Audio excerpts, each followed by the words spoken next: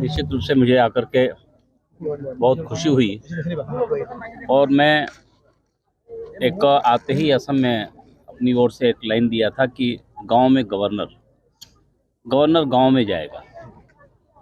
वहाँ के गांव का कृषि, वहाँ का कल्चर या जो गांव के कुटीर उद्योग और कैसे हमारे गांव कल बहुत सुखी गांव हुआ करते थे।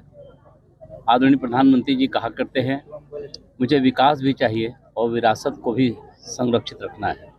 आज मुझे इस गांव में आकर के उनका वो जो वो कहा करते हैं, देश को आह्वान करते हैं, मुझे खुशी है।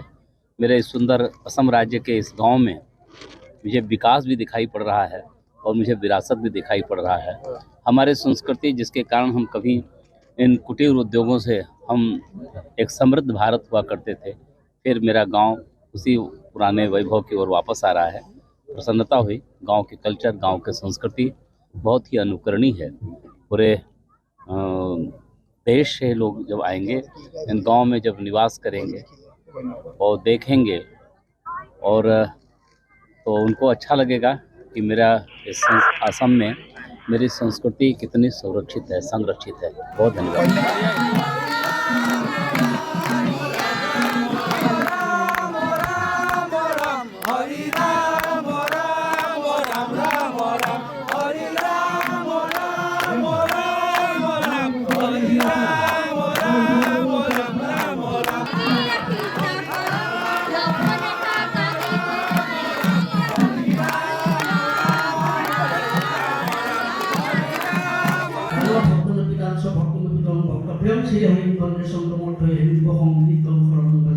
निश्चित रूप से मुझे आकर के बहुत खुशी हुई और मैं एक आते ही असम में अपनी ओर से एक लाइन दिया था कि गांव में गवर्नर गांव में जाएगा।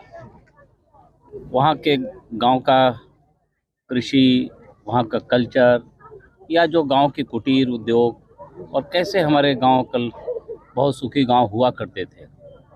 आदरणीय प्रधानमंत्री जी कहा करते हैं, मुझे विकास भी चाहिए और विरासत को भी संरक्षित रखना है।